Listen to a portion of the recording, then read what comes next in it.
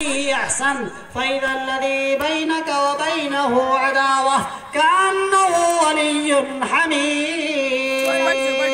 کہا کہ اگر تم نے خلق عظیم کو اپنا لیا، آقا نامدار تاجدار مدینہ جناب محمد رسول اللہ صلی اللہ علیہ وسلم کی اس سیرت کو، اس اخلاق حسنہ کو اگر تم نے اپنا لیا تو وہ شخص جس کے درمیان اور تیرے درمیان پرانی رنجش تھی، پرانی دشمنی ہے، پرانی عداوت ہے، کہا کہ انہو ولی حمیم، وہ تیرا گہرا دوست بن جائے گا، وہ تیرا گہرا دوست بن جائے گا. میرے دوستوں، اخلاق کی تلوار ساری تلوار سے اعلیٰ ہے، کبھی جھک نہیں سکتی، کبھی ٹوٹ نہیں سکتی، کبھی ختم ہو نہیں سکتی. مسلمانوں، اپنے آقا نامدار تاجدار مدینہ جناب محمد رسول اللہ صلی اللہ علیہ وسلم کے اخلاق کو، کردار کو ذرا اپنا کر کے تو دیکھو. آگے قاری صاحب پڑھ رہے تھے نا کہ بڑھیا کی گٹھلی لے کر کے اللہ کے رسول جا رہے تھے.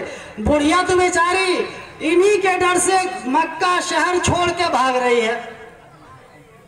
لوگوں نے کہہ دیا تھا کہ جادوگر ہیں، جادو کر دیتے ہیں، جو دیکھتا ہے ان کا گرویدہ ہو جاتا ہے، ان کا دیوانہ ہو جاتا ہے، ان کے مذہب میں داخل ہو جاتا ہے، جو ان سے بات کرتا ہے ان کا شیدہ اور دیوانہ ہو جاتا ہے. بڑھیا نے کہا نہ رہیں گے نہ حساب کھیڑا ہوگا، بھاگو جلدی. سامان اٹھائی لے کے چل دی. اب بوڑھی ماں اکیلے جا رہی ہے، بھاری گٹھر لیے ہوئے جا رہی ہے. ادھر سے اللہ کے رسول آ رہے ہیں. پوچھا بیٹا یہ سامان ہے اور فلاں جگہ پہنچانا ہے، تم کو مناسب مزدوری دی جائے گی. اللہ کے رسول نے بڑھیا کے گٹھر کو اٹھا کے اپنے سر پہ رکھ لیا اور کہا امی جان چلیے. پہنچا دیا لے جا کر کے جہاں پہنچانا تھا. بڑھیا نے کہا کہ پیسے لے لو، پیسے بتاؤ. کہا اللہ کے رسول نے کہا اما جان ہم پیسے نہیں لیا کرتے ہیں، ہم پیسے نہیں لے، مزدور نہیں.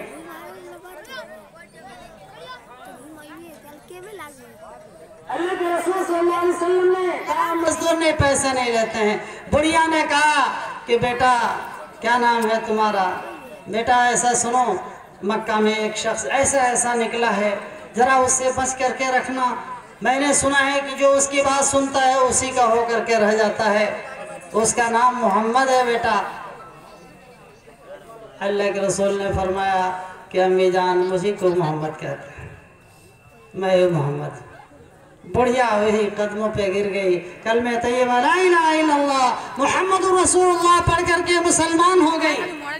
میرے بھائیوں، میرے بزرگوں، میرے دوستوں، یہ ہمارے حبیب علیہ السلام کا اخلاق ہے.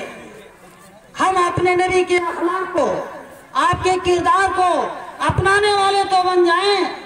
میرے دوستوں، ہمارے نوجوان موجود ہیں اور ہمارے بچے بھی موجود ہیں اور میری ماں اور بہنیں بھی موجود ہیں. مجھے پیغام تو سب کو دینا تھا لیکن میں اپنی بات کو مختصر کر رہا ہوں.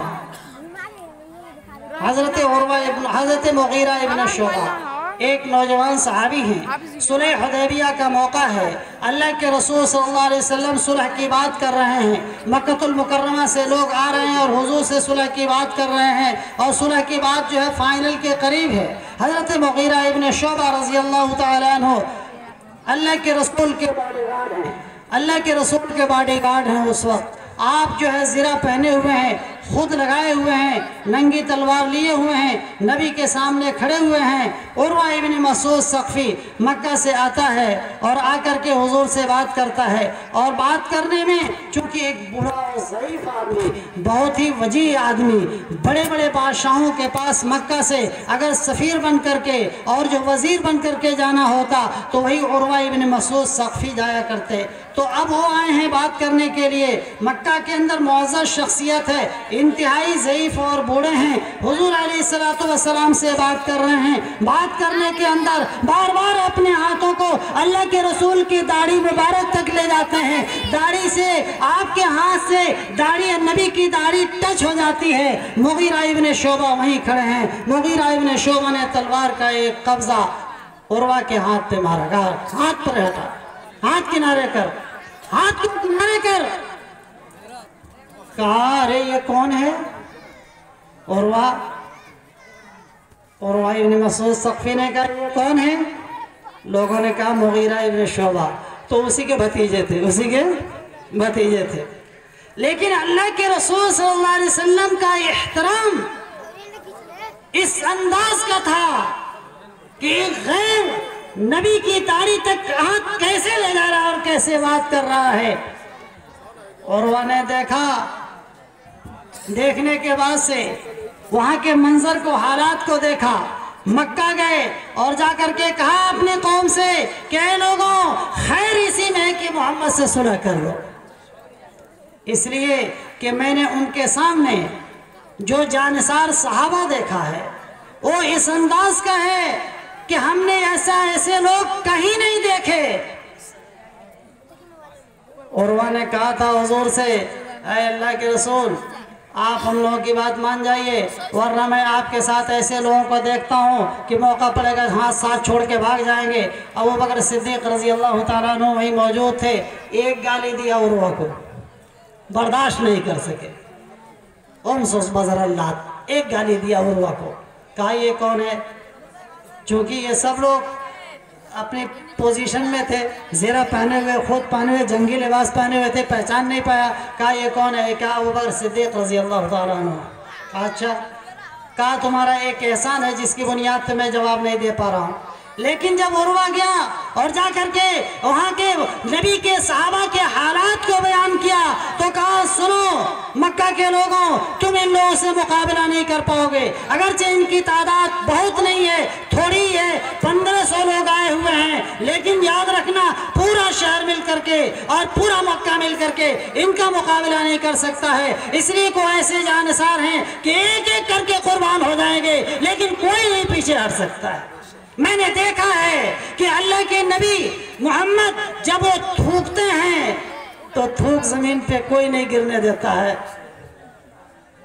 فوراً ہاتھوں پہ لیتے ہیں، جس کے بھی ہاتھ پہ پڑ گیا وہ فوراً اپنے چہرے پہ تھوک کو مل رہا ہے، دوسرا آدمی اس کے ہاتھ سے چھین رہا ہے تو وہ نہیں چھین پا رہا ہے تو اس کے ہاتھ پہ اپنا ہاتھ مل لے رہا ہے، چہرے پہ ہاتھ مل لے رہا ہے کہ کسی طریقے سے نبی کا تھوکی ہمارے جسم کو لگ جائے۔ وضو فرما رہے ہیں تو لوگ وضو کے پانی کے لیے لڑنے لگ رہے ہیں، کوئی ادھر سے ایک قطرہ لینا چاہ رہا ہے، کوئی ادھر سے 2-4 قطرہ لینا چاہ رہا ہے، اور جو لے کر کے اپنے چہروں پہ مل رہا ہے، کوئی اپنے کپڑے پہ مل رہا ہے۔ کہا میں نے یہ دیکھا ہے، ایسے جانثار لوگوں سے ٹکر لینا تم لوگوں کی بس کی بات نہیں ہے، تم لوگ صلح کر لو۔ میرے بھائیوں، میرے بزرگوں، میرے دوستوں، میری ماں اور بہنیں بھی موجود ہیں، میری ماں اور بہنیں ابھی موجود ہیں، میری ماں اور بہنیں بھی تھوڑا سا سن لیں۔ حضرت ام حرام بنت ملحان حضرت انس رضی اللہ تعالیٰ عنہ کی خالہ ہے، اور حضرت انس رضی اللہ تعالیٰ عنہ وہ بچے صحابی ہیں جن کی عمر 10-11 سال کی تھی، اور اللہ کے رسول صلی اللہ علیہ وسلم کے خاص خادم ہیں۔ حضرت انس رضی اللہ تعالیٰ عنہ دن رات حضور کی خدمت میں رہتے تھے، انہی کی خالہ ہیں حضرت ام حرام بنت ملحان جو حضرت عبادہ ابن الصامت رضی اللہ تعالیٰ عنہ کے نکاح میں تھی۔ ام حرام بنت ملحان یہ پورا گھرانہ، حضرت انس کا گھرانہ، حضرت عبادہ ابن الصامت کا گھرانہ، پورا گھرانہ عاشق رسول تھا۔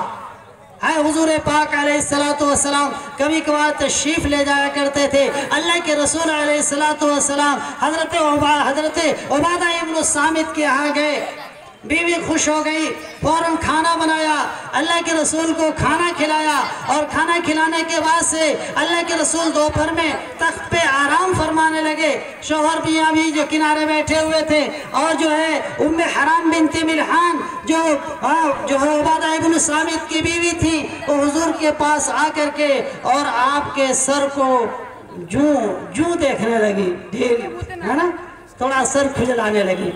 اللہ کے رسول سے جنگ کرنے کے لیے جا رہی ہے، میں نے دیکھا کہ اتنی شان و شوکت سے جا رہے ہیں جیسے بادشاہ تخت و تاج پہ بیٹھے ہوتے ہیں، ایسے سمندر کے راستے سے جا رہے ہیں، لیکن شاہانہ انداز سے جا رہے ہیں اور جنگ کرنے کے لیے جا رہے ہیں۔ اور کہا کہ جتنے لوگ اس فوج کے اندر شریک ہیں اللہ نے سب کی مغفرت کر دی، اللہ نے سب کی مغفرت کر دی ہے۔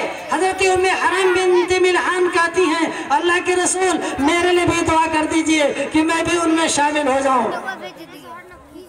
اللہ کے رسول نے دعا کیا اور کہا انت منہم، تم اس میں شامل ہو جاؤ۔ پھر آپ لیٹ گئے، پھر آپ کو نیند آ گئی، تھوڑی دیر میں پھر مسکراتے ہوئے آپ اور ہنستے ہوئے اٹھ کر کے بیٹھ گئے۔ ام حرام بنت ملحان نے کہا اللہ کے رسول اب کیوں آپ ہنس رہے ہیں؟ کہا اب دوبارہ مجھے دکھایا گیا ہے میری امت کے لوگ ہیں سمندری راستے سے جہاد کے اوپر جا رہے ہیں اور جاتے ہوئے اس شان سے جا رہے ہیں، اس شان و شوکت سے جا رہے ہیں، لگتا ہے بادشاہ تختوں پہ جا رہے ہیں۔ حضور صلی اللہ علیہ وسلم نے فرمایا تو ام حرام کہتی ہیں اللہ کے رسول دعا کر دیجئے کہ میں ان میں بھی شامل ہو جاؤں۔ حضور صلی اللہ علیہ وسلم نے فرمایا کہ نہیں، تو پہلی جماعت میں رہے گی، تو دوسری جماعت کے اندر نہیں رہے گی۔ میرے دوستوں چنانچہ ایسا ہی ہوا۔ حضرت امیر معاویہ رضی اللہ تعالیٰ عنہ کے زمانے میں جو پہلا بحری جہاز گیا ہے جنگ کرنے کے لیے قسطنطنیہ، اس کے اندر حضرت ام حرام بنت ملحان تھیں اور اسی میں ان کی شہادت ہوئی۔ میری ماں اور بہنوں کے لیے پیغام ہے کہ میری ماں اور بہنیں ذرا غور کریں کہ صحابیات کرام کس طریقے سے اللہ کے رسول صلی اللہ علیہ وسلم کے ایک ایک سنت کے دیوانہ اور اللہ کے رسول کے اوپر اور اس اسلام کے اوپر قربانی دینے کے لیے کس طریقے سے تیار تھیں۔ اور میری ماں اور بہنیں اگر اسی طریقے سے تیار ہو جائیں گی تو یہ میرے جو